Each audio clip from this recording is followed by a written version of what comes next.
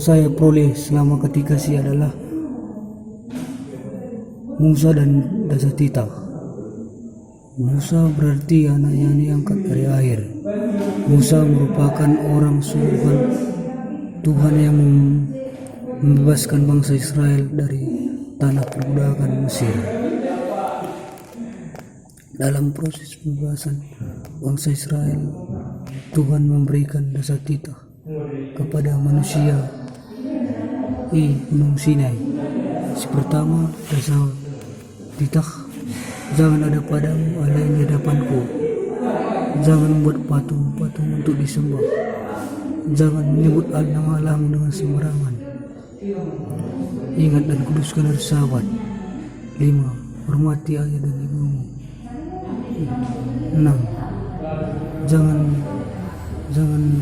membunuh. 7. Jangan berzina. 8. Jangan mencuri. 9. Jangan mengucapkan sesuatu sesamamu. 10. Jangan mengingini orang lain. Marta Pranangin, aku skala anggota ketekasi Runggun Nang Belawan. Isi kuturikan Nuh dan Erbah. Nuh emekam anak lahem skala diberikan bebas hadapan di Batam. Nuh umurna 600 tahun kenca air bah terjadi. Anak Nuh di Teluk Kala. Emaka Sem Ham Japet. IJ Ibah Nuh Ngesada Baktra si isuru di Bata Ibas Baktra Itama Nuh me asuh-asuhan ras keluargana Krina Cae I penusur di Bata Lau Udan selama 40 hari jana si kusimpulkan ibas kusimpulkan ke sadian. Yang saya dapat dari belajar katekisasi adalah Musa dan Dasatita. Musa lahir di tanah Mesir ketika ada larangan orang Israel agar tidak melahirkan seorang anak laki-laki karena di budaya mereka anak laki-laki lah yang dianggap menjadi penerus yang dihitung dalam sensus. Dalam perjalanan dari Mesir menuju ke Kanaan, Yesus memberikan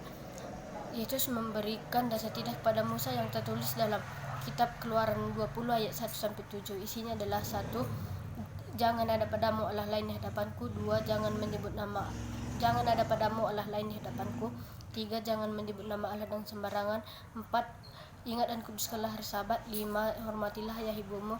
6. Jangan membunuh. 7. Jangan mencuri. 8. Jangan berzina. 9. Jangan mengucapkan janji dusta. 10. Jangan mengingini milik orang lain. Dasatita dilaksanakan bukan untuk keselamatan, tetapi sebagai orang Kristen yang telah diselamatkan oleh darah dan bangkitan Yesus. Pelaksanaan Dasatita adalah perwujudan hidup baru sebagai manusia yang baru yang hidup dalam roh bukan kedagingan. Yang saya peroleh selama katekisasi adalah pengharapan mesianis. Pengharapan mesianis adalah suatu yang diinginkan atau diharapkan. Beberapa nabi yang mengungkapkan pemahamannya tentang mesianis yaitu Nabi Amos, Nabi Hosea, Nabi Yesaya, dan Nabi Mika. Sesudah membangun kita melihat pemberitaan Nabi Hagai, Zakaria, dan Maleaki. Dengan berita ini, bangsa Israel setia hidup dalam pengharapan mesianis sebagai penolong dalam hidup mereka. Nama saya Sasalina Bersembiring. Ingin menjelaskan arti persembahan. Menurut saya, persembahan merupakan ucapan syukur. Contohnya, ucapan syukur yaitu memuji nama Tuhan. Misalnya, kita mempersembahkan lagu pujian di gereja. Terima kasih. Mazuah jenak bawang sara materi si Arzudul persembahan. Ija persembahan eda maka pengatakan bujur ta nang nang di bata arkitekan. Singgo Ibrahim Nagrina membantah. Maka lalaplah kita ngatang bujur mendibata arah mereka persembahan. Persembahan eda labo berupa harta entah pe sen. Tapi si tuhuna persembahan eda yang anggap tubuh ta siuraikan mandibata. Perkenalkan, nama saya Regina Elkasna Bursewati. Yang saya peroleh selama belajar katekisasi adalah tentang anak di dalam keluarga ataupun rumah tangga Kristen. Anak merupakan penerus kehidupan. Oleh karena itu, anak sangat diharapkan ataupun dinantikan di dalam suatu pernikahan. Anak juga adalah sebagai berkat ataupun anugerah dari Tuhan. Setiap orang tua yang sudah memiliki anak, berarti orang tua percaya terhadap Yesus percaya terhadap orang tua itu, karena orang tua merupakan wakil Allah di bumi. Oleh karena itu, orang tua mempunyai tanggung jawab terhadap anak, yaitu untuk membesarkan dan mendidik anak. Orang tua harus mendidik anak bukan hanya di dalam hal akademik, tetapi di dalam hal spiritual, di mana orang tua harus mendidik anak agar bisa lebih mengenal Tuhan, mengasihi sesamanya, dan juga berbuat baik. Oleh karena itu, orang tua harus menjadi contoh kepada anak. Misalnya di dalam hal spiritual, orang tua harus bisa mengajari anak dan mengajak anak untuk mengenal Kristus. Bukan hanya itu, anak juga memiliki tanggung jawab di dalam keluarga, di mana anak harus bisa menaati dan menghormati orang tua, karena itu merupakan perintah Tuhan yang kelima, di mana setiap orang yang menghormati maupun menyayangi orang tuanya akan memperoleh hidup yang kekal ataupun umur yang panjang. Oleh karena itu, setiap orang tua maupun anak harus menjadi keluarga yang disukai ataupun menjadi keluarga kebanggaan bagi Kristus. Terima kasih. Yang saya dapat dari katekisasi ini adalah tentang Musa dan dasar kita, di mana Musa dipilih Allah untuk membawa bangsa Israel ke tanah Kanaan, karena Allah ingin bangsa Israel tidak mengalami kesengsaraan dan menjadi budak. Dan Allah yakin Musa pasti bisa membawa bangsa Israel dari Mesir ke tanah Kanaan yang dijanjikan Allah, karena iman dan ketulusan Musa bisa membawa mereka ke sana. Dari situ kita bisa dapat petikan, kalau kita berjuang, kalau kita berusaha, semua pasti berlalu. Kita pasti bisa. Walau banyak cobaan yang diberikan Allah, tapi itu kalau kita berjuang pasti bisa. Dan dasar kita itu diberikan Allah untuk tujuan dipakai bangsa Israel untuk sesama mereka dan perjuangan mereka.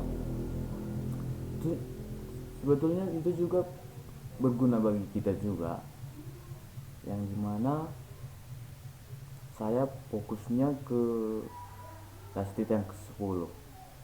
Jangan memiliki hak orang lain. Kalau bukan milik kita, jangan bilang milik kita lah. Kita sering kali melakukan itu. Yang bukan milik kita bilang milik kita. Harusnya kalau itu milik orang lain, ya milik orang lain lah. Kalau milik kita, yang milik kita. Karena semua itu udah ada yang diaturkan oleh Allah. Sekian dan terima kasih. Kita juga harus mengetahui apa dampak dan apa manfaat Android bagi kita. Misalnya yaitu dampaknya kita tidak mau diganggu, atau kita sudah lupa dengan pekerjaan kita. Kita hanya fokus memainkan gadget kita, dan kita juga sering lupa makan, dan misalnya kita itu sering memakai handphone kita sehingga mata kita sakit dan bisa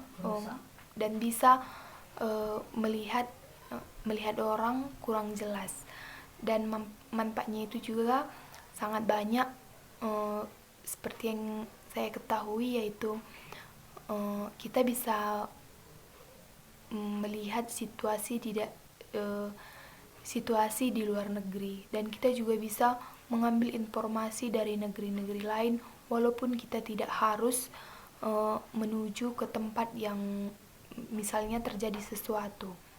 Sekian video dari saya, sekian dan terima kasih. Gelarku Putra Surbakti. Aku salah sada peserta katekisasi. Sikudat arah katekisasi MKAP tentang adat Karo. Ijai bas adat Karo lit digelari mergantah peberu.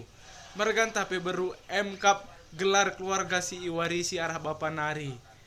Misalkan adik aku marga Surbakti.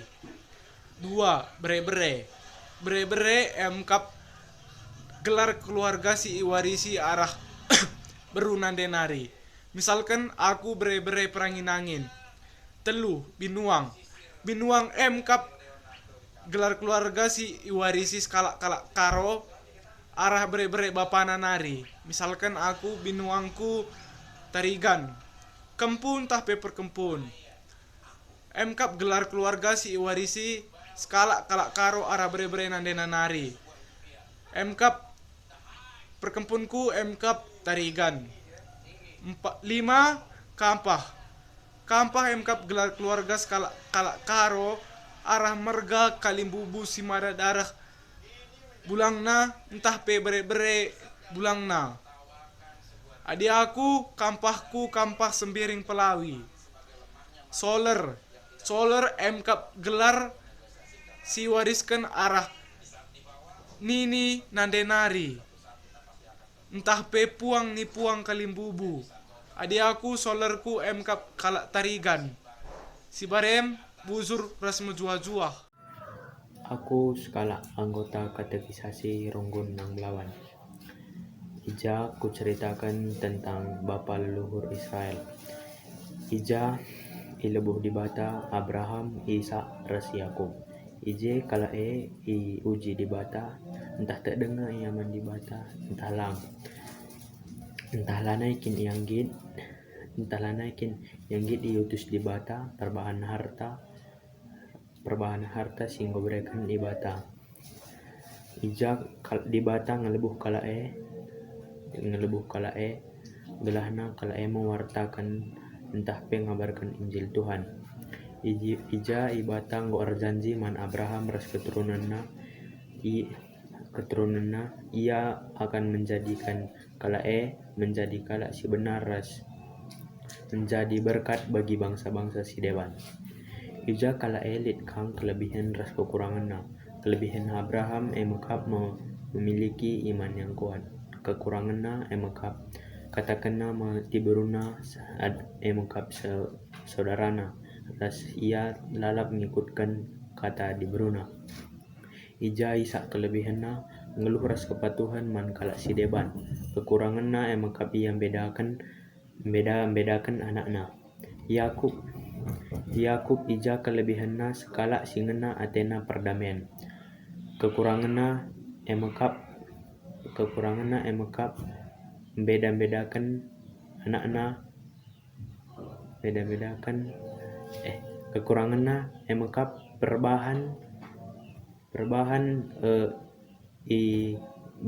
bedakan Ishak ras Ribka anakna dungna ia ermusuhan ras saninana si Esau. Engan salit pematahku karena erlajar tentang bapa leluhur. Ijalit salahna mohon dimaklumindu. Si baren aku ngerana bujur. Perkenalkan, nama saya Lisbeth Semdadi Brutarigan. Saya merupakan salah satu anggota katekisasi Gereja GBKP Ronggon Nang Belawan tahun 2020. Materi katekisasi yang saya bawakan di sini adalah ibadah dalam Gereja GBKP.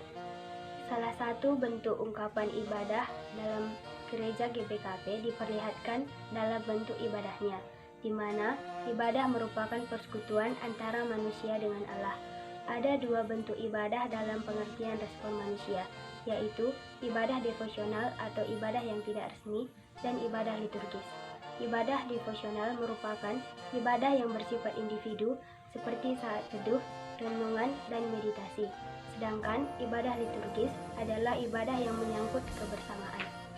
Unsur-unsur dalam gereja GBKP, yang pertama, persikapan, warta jemaat atau momo, kata pengalau-ngalau, denden mengketi kebatin, votum, salam, berita karena perubahan rasura-sura di bata, mengaku dosa entah kesalahan, berita